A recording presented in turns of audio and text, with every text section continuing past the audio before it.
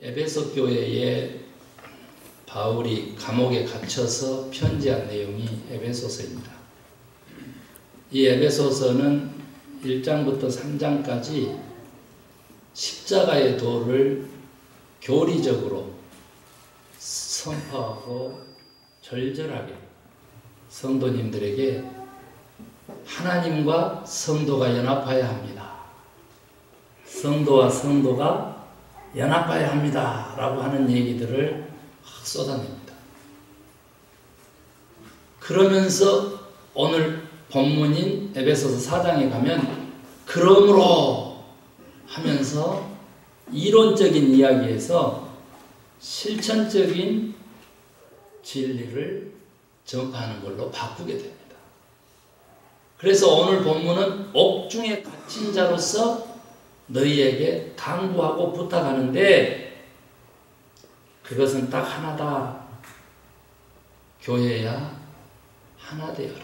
오늘 본문에 보면 어떻게 하나 돼야 되는지, 왜 하나 돼야 되는지, 또 하나 되는 목적은 무엇인지, 그리고 그 하나됨의 모양새는 어떤 것인지를 네 가지 것을 크게 우리에게 보여줍니다. 그래서 저는 오늘 어떻게 하면 하나 되는지에 포커스를 두기 위해서 앞에 것들을 가볍게 넘어가려고. 왜 그러냐면 저는 오랫동안 우리 교회를 위해서 기도하면서 하나님의 음성을 들었습니다. 너희가 하나 되면 내가 크게 쓸 것이다. 뭉치면 살고 흩어지면 죽이. 나무젓가락 하나 손가락 사이에 끼고 부러뜨리기는 쉬워도 2개, 3개, 4개, 5개 보태지면 부러뜨릴 수가 없는 것처럼 우리가 연약한 마른 막대기 같은 그런 한 영혼이지만 우리가 성령의 하나 되게 하심으로 하나만 된다면 바위도 뚫을 것이다. 약한 자를 들어서 강한 자를 부끄럽게 하시는 역사를 내가 이루리라 했습니다. 우리 교회처럼 작은 교회도 하나님의 손에 붙들릴 때 크게 쓰임받게 될 것이다. 하나 되어라.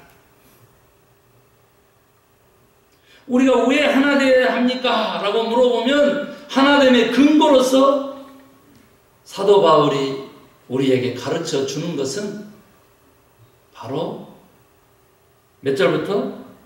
3절부터 4절부터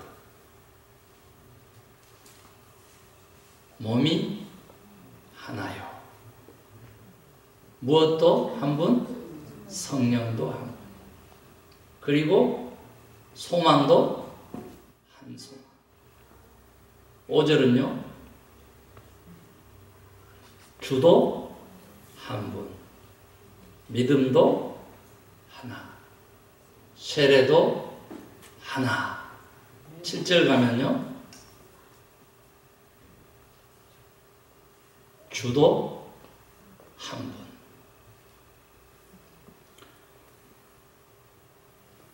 여러분 하나님도 6절에 보면 하나님도 한 분 해서 7 우리가 하나 되어야 되는 근거와 당위성을 7가지나 설명해요. 어느 것 하나 우리 등한시할 수 없는 우리에게 꼭 필요하고 중요한 것.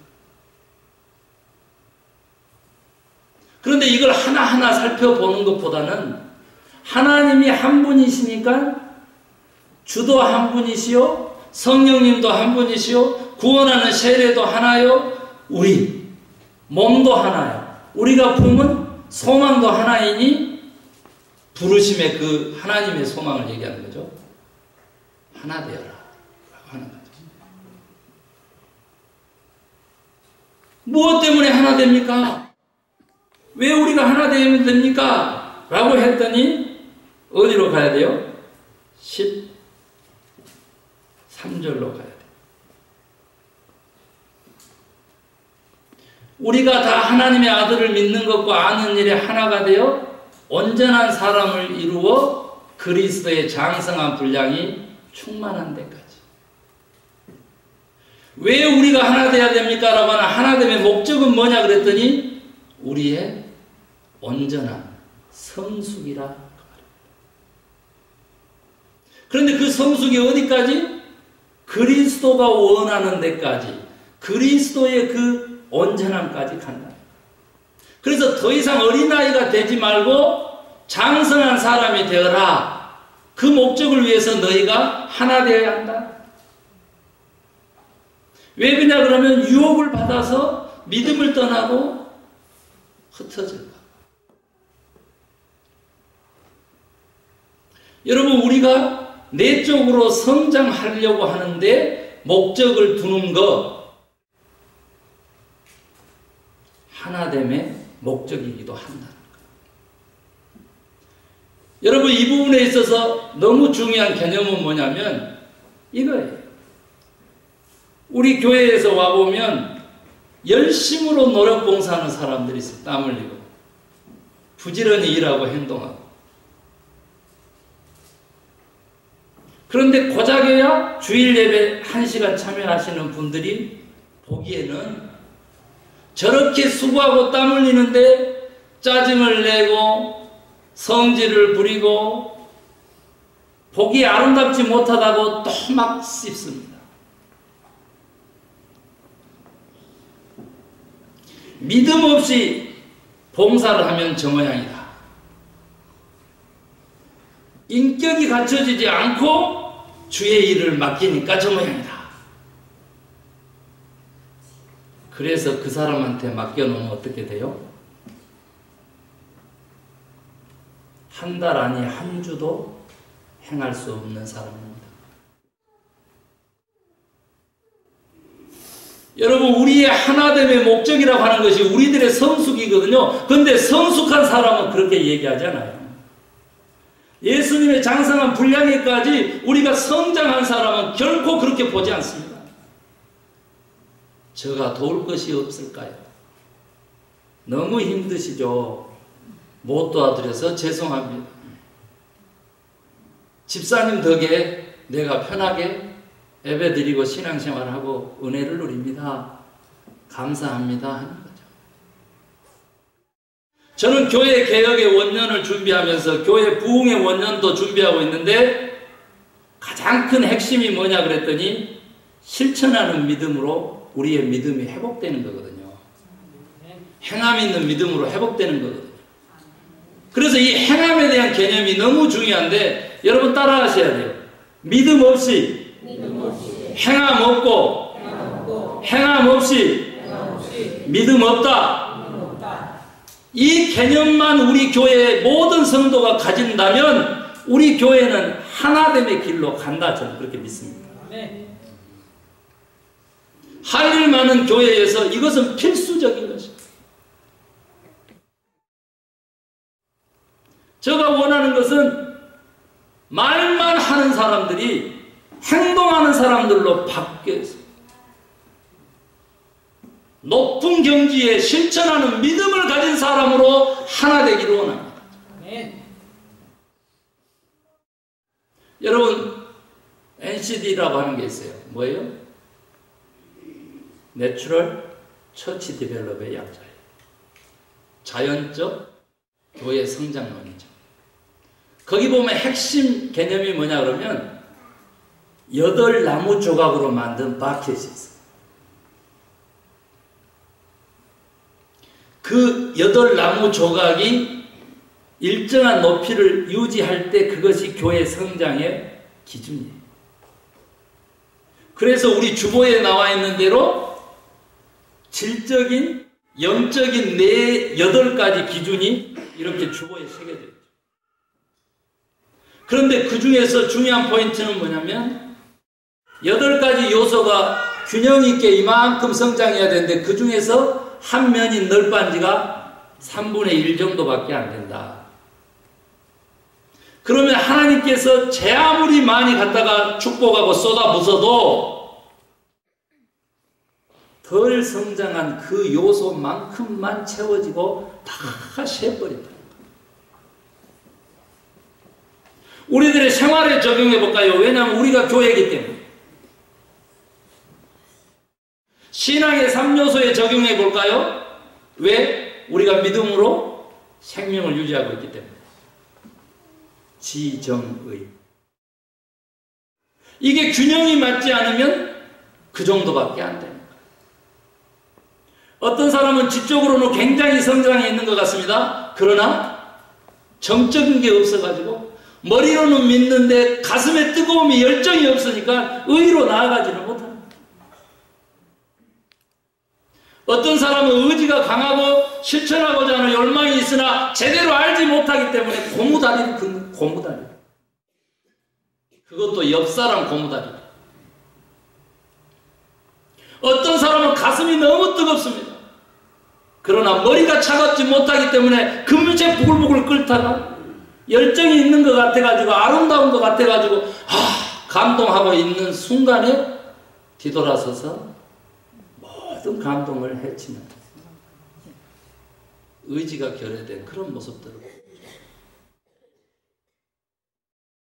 우리들의 생활 속에서는 어떻습니까? 믿음이라고 하는 이 근본의 바탕 위에 인격이라고 하는 것이 덧붙여지지 못하고 삶의 실천이라고 하는 생활이 덧붙여지지 못하는 모습들이 우리들 속에 다 있다는 거예요.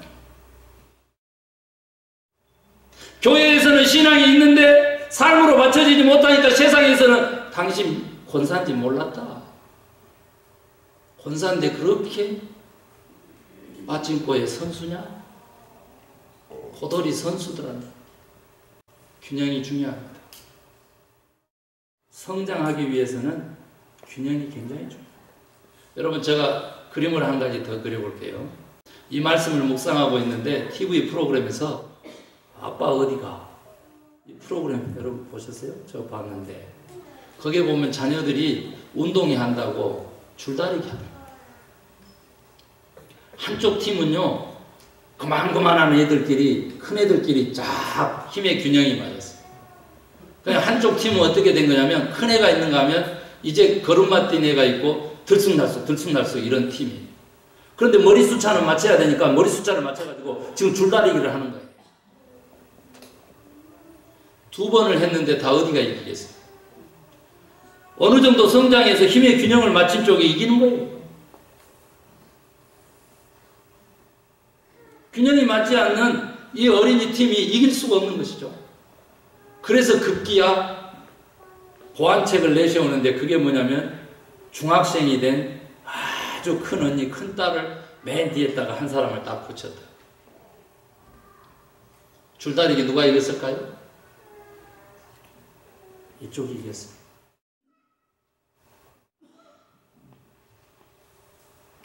교회의 모습, 전체적인 교회의 모습도 그려봅니다. 중형교회 비전, 어머니 교회론을 펴니까 이쪽이 당연히 이기겠죠. 그런데 그렇지 못하는 불균형의 이 자리에 힘있고 큰 힘센 사람이 한 사람 필요합니다. 우리 교회가 이런 모습이라면 그러한 약점도 극복할 수 있는 큰 사람 오늘 여러분 각자가 한 사람씩 결단해서 되시기를 주의 이름으로 축원합니다. 2번을 합니다. 3번을 합니다. 이길 수 없습니다. 바로 그 큰 사람 한 사람은 우리 주님으로 생각해도 괜찮습니다. 은혜스럽습니다. 아멘입니다. 그러나 주님은 심판자의 자리에 계시는 거고 우리 중에서 그렇게 큰 사람이 있어서 여동치 않는 승리의 길을 창출하기를 원하십니다. 사랑하는 성도 여러분, 그런 옷 성장하시기를 주의 이름으로 축원합니다. 그 성숙이 어떻게 이루어지느냐 그랬더니 성경에 그대로 나와 있죠. 뭐라고요? 하나님의 아들을 믿는 것과 아는 일에 하나가 되어라. 우리의 믿음이 예수 그리스도 한 분 그곳에 포커스를 두고 예수 그리스도를 알아가기 위해서 그 복음을 배우는 일에 열심을 풉니다. 그러면 우리가 그리스도의 장성한 분량에 이르기까지 충만하게 하시는 예수 그리스도의 그 충만함을 누리면서 살게 될 것으로 그렇게 믿습니다. 세 번째로는 뭐냐 그러면 하나됨의 모양까지도 그려지고 있습니다. 여러분, 우리 한국 사람들은요, 독재 권력에 익숙해져 있어요. 조선 왕조의 신분의 시대에, 그 차별의 시대에 익숙해 있어요. 가부장적 문화에 아주 길들여진 민족입니다. 그래서 우리들이 어느덧 하나됨을 얘기하면은 명령하고 그 명령에 순종하는 것으로 그렇게 하나됨을 추구합니다. 우리가 영적으로 하나님과 연합하는 길은 그렇게 수동적으로 로봇처럼 맹목이 아닌 것입니다.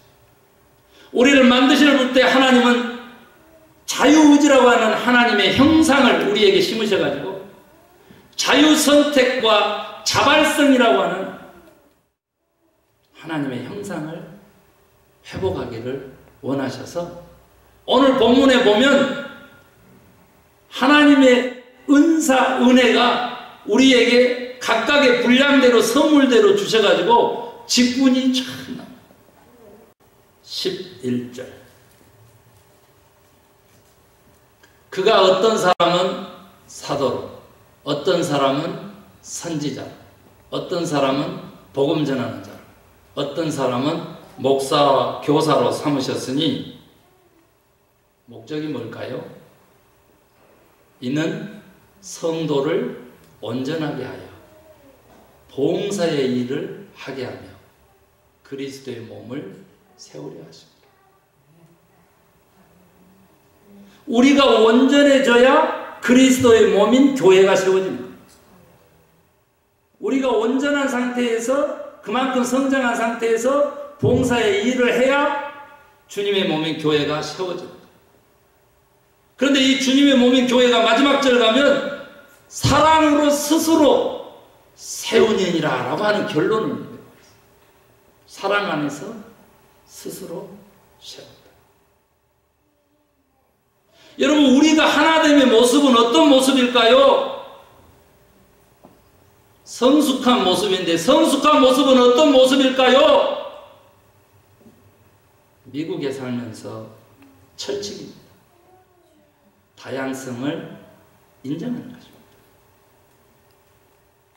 하나님의 절대성을 우리가 인정한다면 하나님이 허락하신 인간의 다양성을 우리가 받아들여야 그게 정상이에요. 정상. 그래서 우리의 하나됨의 모습은 조화로의 하나됨입니다. 빨주노초 파남보가 있어야 무지개 색깔이라 이 말이에요. 빨간색 칠해놓고 파란색 칠해놓고 무지개다라고 우기는 짓을 하면 안 된다. 우리는 교회 전체적으로도 하나 돼야 되거든요. 왜? 한 소망으로 부름받았으니까. 그런데 그 전체의 하나됨이 우리가 갖고 있는 각 8개의 사역별 셀들의 하나되면서 저들의 조화에서 이루어진다. 인생을 바라볼 때요, 한 조각 한 조각을 바라보면요, 고통일 수 있고 눈물일 수 있고 검정색, 흑색일 수 있어요. 어둠일 수 있어요. 그런데 믿는 사람은요, 하나님의 눈으로 인생을 보는 거예요. 그래서 그 조각조각들이 합해져 가지고 그리스도의 성상을 형성하고 있는 모습을 봐야 돼요. 자기 중심성이 한 번도 벗어나 본 적이 없는 사람 있잖아요. 왜 내가 이 일을 당해야 돼? 왜 나에게 그따위로 해? 내가 주인공이고 내가 왕인 사람이 교회를 나와서 그리스도인이라고 해요. 잘못됐습니다. 사랑하는 성도 여러분, 하나됨의 온전한 모습은 다른 것을 귀하게 보는 데서 출발하는 것입니다. 나하고 다르기 때문에 틀린 것이 아니라 나하고 다르기 때문에 아름다운 것입니다. 이 정도 성숙이 없이 우리가 하나됨을 이룰 수가 없고, 하나되지 않으면 하나님이 결코 우리를 사용하지 않습니다.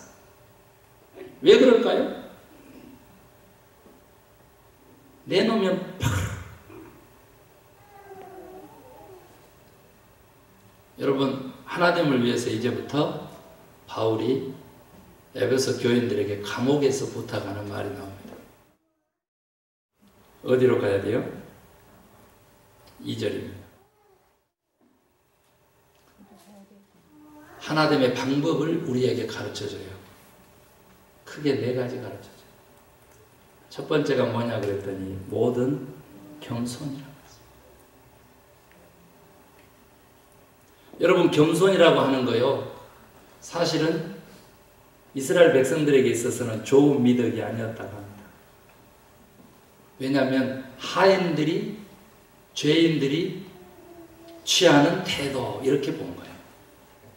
그런데요, 예수님이 오셔가지고 겸손의 미덕을 보이시면서 크리스찬들에게 있어서는 절대적인 성품이요, 절대적인 미덕으로 자리를 잡았습니다.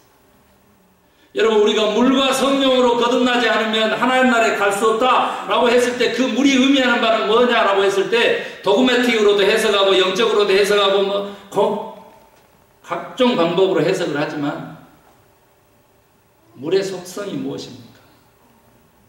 낮은 곳으로 흐르는 거죠. 물의 속성이 무엇입니까? 본인은 낮아지는데 그것으로 생명을 높이고 키우는 거죠. 우리가 겸손하다면 하나 될 수 있습니다. 겸손의 근본적인 가르침은 어떻게 되냐 그랬더니 성경적으로요, 내가 죄인인 것을 아는 것에서부터 겸손은 출발한다. 내가 죄인이고 내가 부족하기 때문에 남을 나보다 낮게 여기는 것이 겸손이라고 했습니다.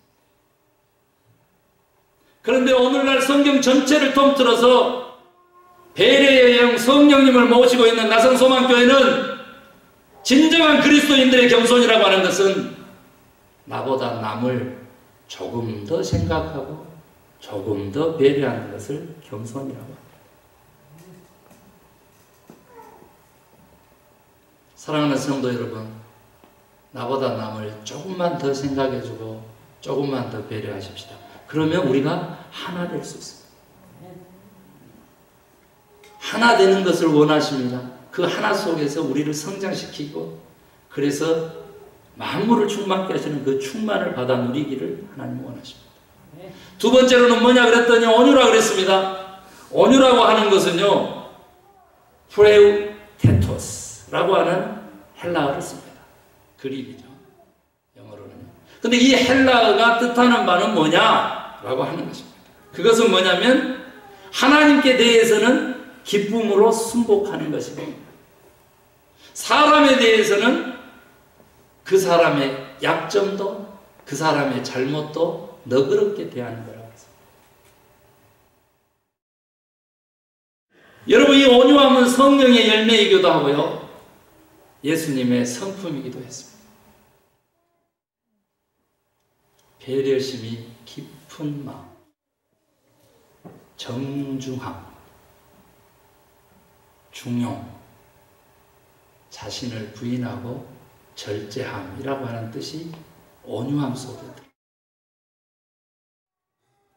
하나님의 말씀에는 순종하고 이웃에 대해서는 끝없이 관용하는 사람, 온유한 사람. 여러분, 모세는 이 땅의 모든 사람들보다 온유함이 승했다. 그의 성정은 불같았습니다. 하나님이 새겨준 돌판도 두드러 깨는 사람이고, 반석을 한 번만 쳐도 물이 나올 텐데 2번을 화가 나가지고 친 사람이고, 그것 때문에 약속받은 가나안 땅을 못 들어가고 그 가나안 땅을 느보산에서 보면서 120세에 초라하게 죽은 사람. 그런데 성경은 그가 그 성정을 같은 사람을 하나님이 불렀을 때도 엄청나게 배반한 사람, 대항한 사람인데 온유함이 승했다고 했습니다. 왜 그래요? 하나님께 순종적인 사람이었기 때문에.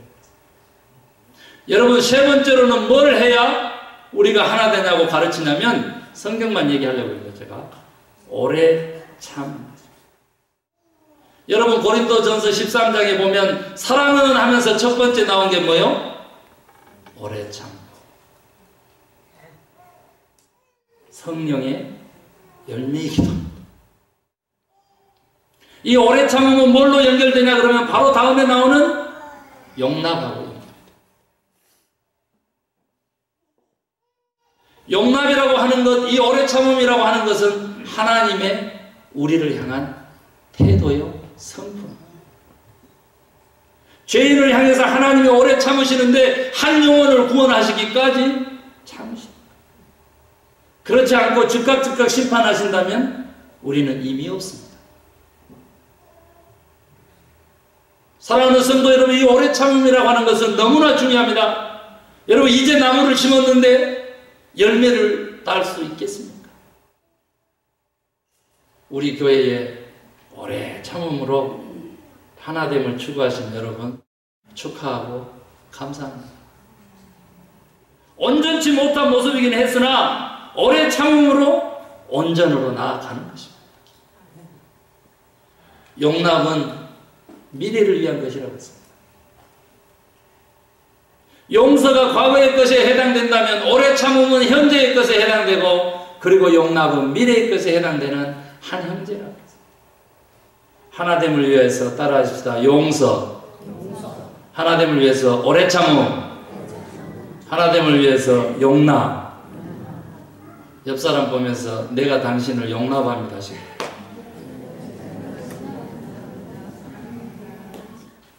용납이라고 하는 것은요, 앞으로 나에게 가시가 되고 고통이 될지라도 내가 당신과 함께 하겠습니다 라고 하는 뜻이에요.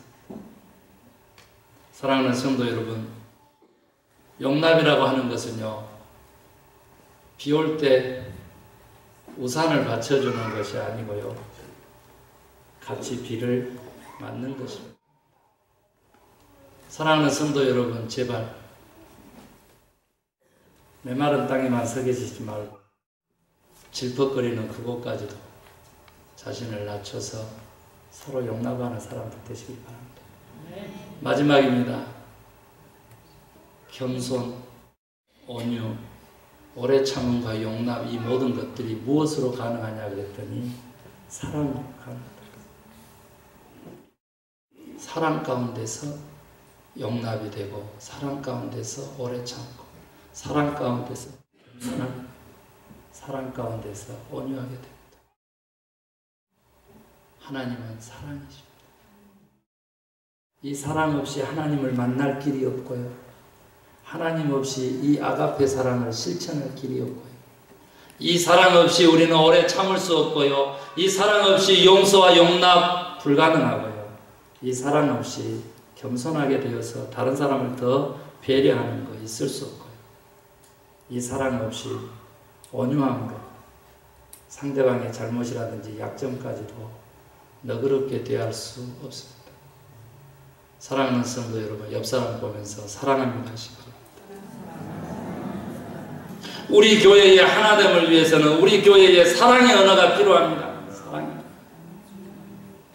하나님 사랑도 많이 받았어요. 목사님 사랑도 많이 받았어요. 교회 공동체의 사랑도 많이 받았어요. 그런데 그분의 언사는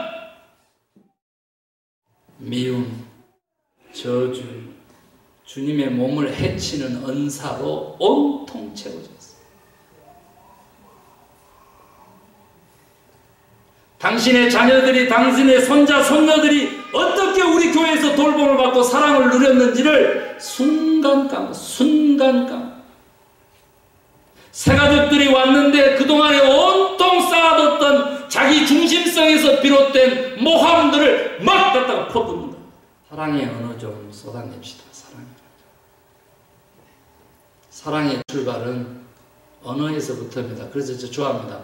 Love is say I love you. 사랑이라고 하는 것은 당신을 사랑합니다 라고 말해주는 것입니다. 한 번 더 옆 사람 보고 사랑합니다. 저는 오늘 서로 사랑을 고백하는 성도 여러분에게 한 가지만 더 강조하고 말씀 마치겠습니다. 여러분, 우리가 하나 되게 하시는 분이 누구시라고요? 누구시라고? 우리 사랑 아니에요. 성령님. 사랑이신 성령님. 그래서 우리가 진짜로 하나 되기 위해서는요. 겸손해야 되겠습니다. 온유해야 되겠습니다. 오래 참아야 되겠습니다. 용납해야 되겠습니다. 사랑해야 되겠습니다. 이것 전에 성령님을 의지하시기를 주의 이름으로 축원합니다. 그가 우리를 부르셨습니다. 그가 우리를 하나 되게 하실 거예요. 그가 우리를 만나게 하실 거예요. 그가 우리의 만남을 유지하게 하실 거예요. 성령님 의지하면요. 그가 하나 되게 하신 것을 우리가 힘써 지킬 수 있습니다. 여기서 힘써 지키라고 하는 헬라어 단어가 의미하는 것이 무엇인지 아십니까? 목숨 걸어서 노력하라는 거예요. 죽음을 각오하고 그걸 지키라는 거예요. 하나됨을 방해하는 언사를 하는 사람은요. 입을 쫙 찢어버려야지. 이렇게 또 생각한 사람 그거 잘못됐어요. 네, 감사합니다. 귀한 말씀 주셨습니다. 제가 더 잘할게요. 이렇게 오른밤 때렸으니까 왼밤 돌려댈 수 있게 되기를 원합니다. 여러분 오른밤 맞았는데 왼밤 돌려대는 그 말씀이 뭔지 아시죠? 이렇게 뺨을 때리는 게 아니에요. 경멸하듯이 손등으로 때리는 거예요. 그래야 오른밤을 맞습니다. 손등으로 때려요. 그래야 오른밤을 맞거든. 이런 경멸을 당해도 다시 왼밤을 돌려댄다는 뜻이라는 거예요. 이 정도 마음이면 괜찮아요. 입술로만 행하고 행동하지 않아도 그 사람 포옹하고 안고 우리 하나됨을 향해서 갈 수 있고 그렇게 해서 우리 교회 성장할 수 있어요. 누구를 의지하면? 성령님 의지하면 사랑도 돼요.